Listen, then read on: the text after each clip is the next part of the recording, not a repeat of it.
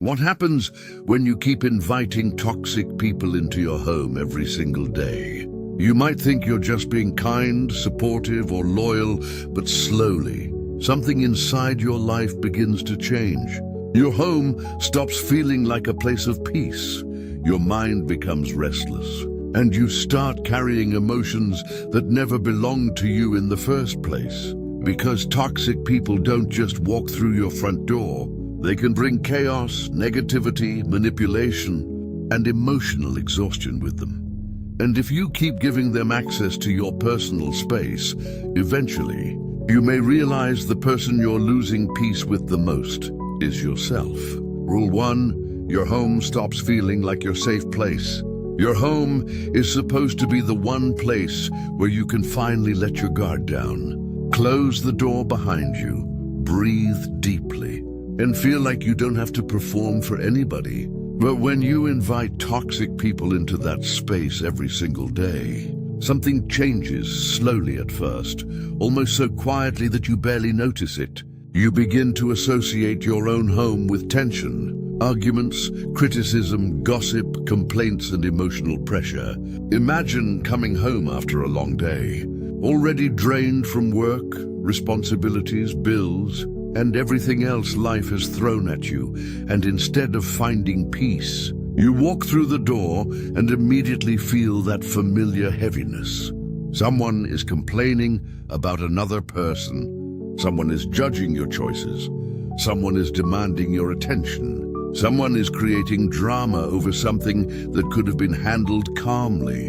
And before you know it, your nervous system is on high alert. This is how toxic energy can slowly take over a peaceful environment.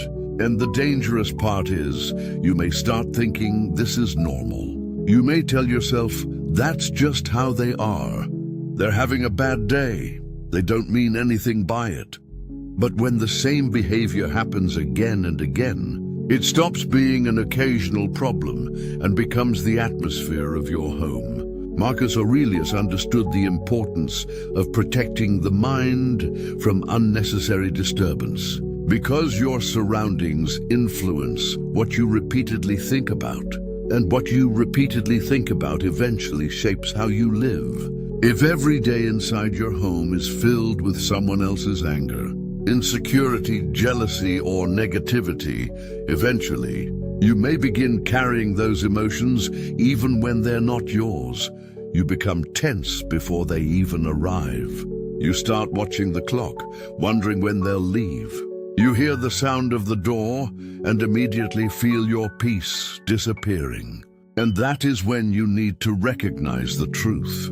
Your home is not just a building, it is the environment where your mind recovers. And if you constantly invite people who disturb that recovery, you are giving away something far more valuable than your time. You are giving away your peace. Rule 2, you start absorbing their negativity without realizing it. One of the most dangerous things about toxic people is that you don't always notice the moment their negativity starts becoming your negativity. It happens through repetition, conversation after conversation, complaint after complaint, day after day. Imagine sitting in your living room with someone who constantly talks about how everybody is against them. Their boss is terrible, their friends are fake, their family is jealous, their neighbors are idiots, and nobody appreciates them at first. You may listen because you care, you may even try to help. But after hearing the same negativity every day, your own perspective can slowly begin to shift.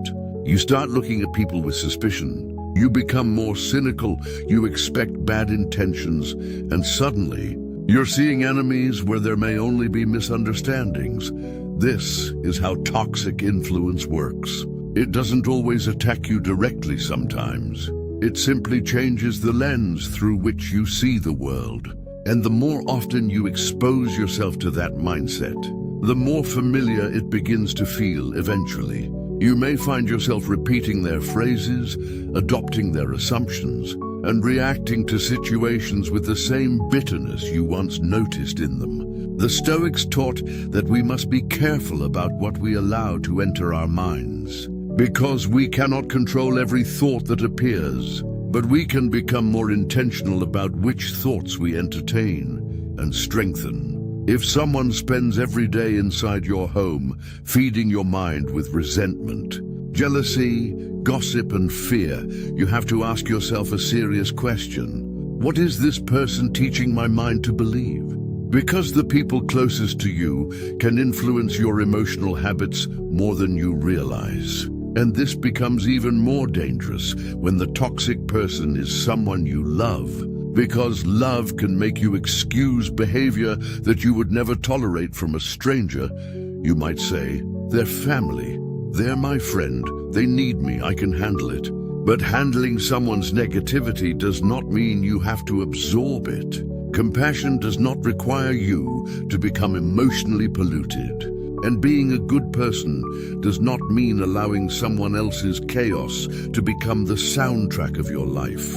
Protect your mind, because once negativity becomes familiar, peace can start feeling uncomfortable, and that is a trap you must recognize before it becomes your new normal. Rule 3. You begin to lose your emotional control. When toxic people have regular access to your home, they can slowly train you to live in reaction mode.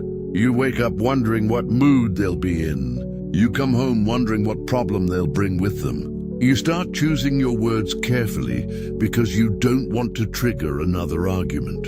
And eventually, you're no longer living according to your own values. You're adjusting your behavior around someone else's emotional instability. Think about the person who walks into your home already angry.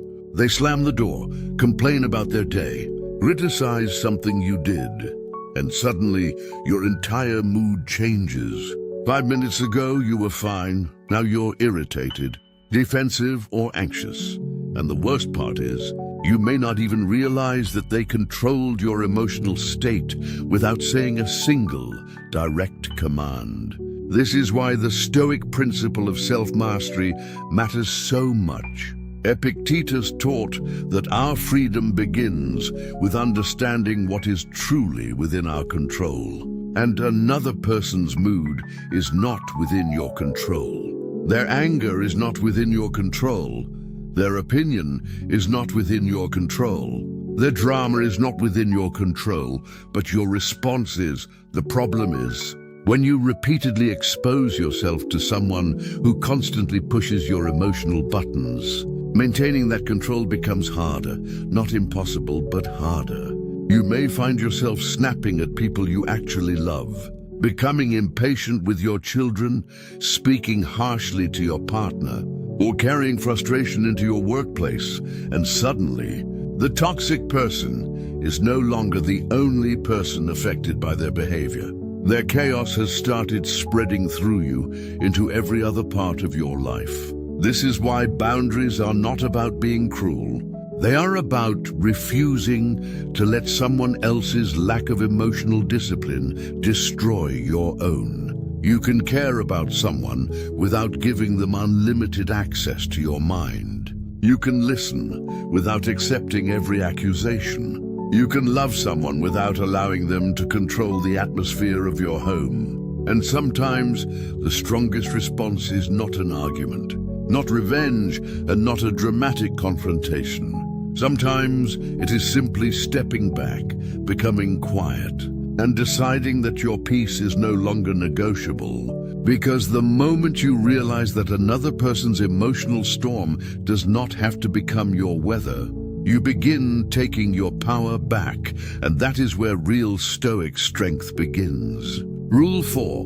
You start questioning yourself in your own home. One of the most damaging effects of constantly allowing toxic people into your home is that eventually you may start doubting yourself, your decisions, your personality, and even your own reality. Toxic people have a way of making everything about you. If they are angry, somehow it becomes your fault. If they are unhappy, you should have done more. If they create a problem, you are expected to fix it.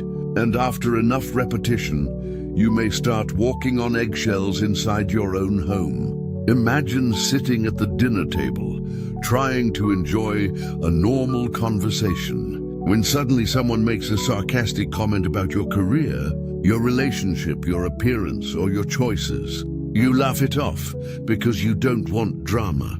But deep down, the comment stays with you. Then it happens again next week, and again the week after that. Eventually, you begin asking yourself, maybe they're right. Maybe I am not good enough. Maybe I really am the problem. And this is where toxic influence becomes deeply destructive, because the person is no longer just criticizing your actions. They are slowly affecting the way you see yourself. The Stoics believed that your worth should not be determined by the opinions of others, especially people who are ruled by their own emotions and insecurities. But knowing that intellectually is different from living it. When you hear criticism repeatedly from someone you allow into your personal space, it can become difficult to separate truth from manipulation. So you must learn to pause and examine what is actually happening. Ask yourself, is this person offering honest feedback that helps me grow? Or are they constantly making me feel small, guilty, confused, and powerless? There is a difference between someone who challenges you with love and someone who constantly tears you down to feel stronger themselves. And if you notice that you are becoming less confident every time this person enters your home, that is a warning sign you should never ignore. Your home should be where you remember who you are, not where you slowly forget yourself. And sometimes, protecting your peace means creating enough distance to hear your own thoughts again. Because when the noise finally becomes quiet, you may realize that the voice telling you that you are not enough was never your voice to begin with. Rule 5. Your relationships begin to suffer. Toxic people rarely stay contained to one relationship. Their behavior spreads, and when you give them regular access to your home, they can begin affecting the relationships that matter most to you. Maybe it starts with small comments. They question your partner, criticize your friends, make jokes about your family, or constantly point out flaws in people you care about. At first you might ignore it, but eventually, their opinions begin creating tension between you and the people closest to you. Imagine having a friend who visits your home every day and constantly says things like, "I don't know why you're still with that person. Your partner doesn't appreciate you. Your family is using you. Your friends are jealous of you." Those statements might sound like concern, but when they are repeated over and over, they can create doubt where there was once trust. And now you're looking at the people you love through someone else's lens. This is one of the reasons toxic people can become so dangerous to your inner circle. Because they may not need to directly destroy a relationship.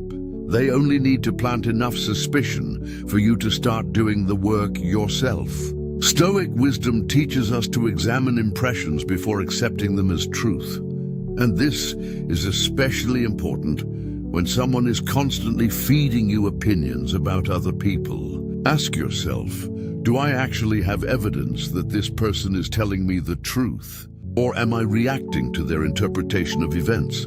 Because there is a huge difference between protecting someone you love and allowing someone else to manipulate your relationships. You must also pay attention to how you behave after toxic people leave your home. Do you suddenly become colder toward your partner, more irritated with your family, more suspicious of your friends? If the answer is yes, then their influence is already reaching places it should never have reached. And the solution is not always to fight them. Sometimes it is to reduce their access. Protect private conversations, stop sharing personal details, and refuse to participate in gossip, because your relationships need room to breathe without someone constantly standing in the middle of them. Remember, the people you love deserve to experience the real you, not the version of you that has been emotionally programmed by someone else's negativity. And when you protect your relationships from toxic influence, you are not choosing sides, you are choosing peace, trust, and emotional freedom. Rule 6. you become addicted to fixing their problems. Another thing that happens when you invite toxic people into your home every single day is that you can slowly become addicted to fixing them. Every time they have a crisis, you jump in. Every time they make a bad decision, you try to rescue them. Every time they create drama, you become the person expected to clean it up. And after a while, their problems become your daily routine. You may start believing that if you can just explain things the right way, love them enough, support them enough, or sacrifice enough, they will finally change. But toxic patterns rarely disappear simply because you keep giving more of yourself. Imagine someone constantly coming to your home with the same problem, the same argument, the same financial disaster, the same relationship drama, and every time you listen, advise, comfort, and help them recover, only to watch them repeat the exact same behavior a few days later. This cycle can continue for years, and eventually you become emotionally exhausted while they remain exactly where they started. The Stoics understood something that many people struggle to accept. You can guide another person, but you cannot live their life for them. You can offer wisdom, but you cannot force them to use it. You can care deeply, but you cannot make their choices for them, and sometimes what looks like kindness is actually enabling. Because when you constantly rescue someone from the consequences of their behavior, you may be preventing them from ever learning the lesson they need to learn. This does not mean becoming cold or heartless. It means understanding the difference between helping and carrying. You are allowed to say, "I care about you, but I cannot keep doing this for you." You are allowed to step back without feeling guilty. And you are allowed to let another adult experience the consequences of their own decisions. Because your life has responsibilities too. Your health, your goals, your family, your future, and your peace all require your attention. And if you spend every day solving someone else's chaos, eventually you may look around and realize that you have abandoned your own life, trying to save someone who never asked themselves to change. Sometimes the most compassionate thing you can do is stop rescuing. Step aside and allow reality to teach the lesson that your words never could.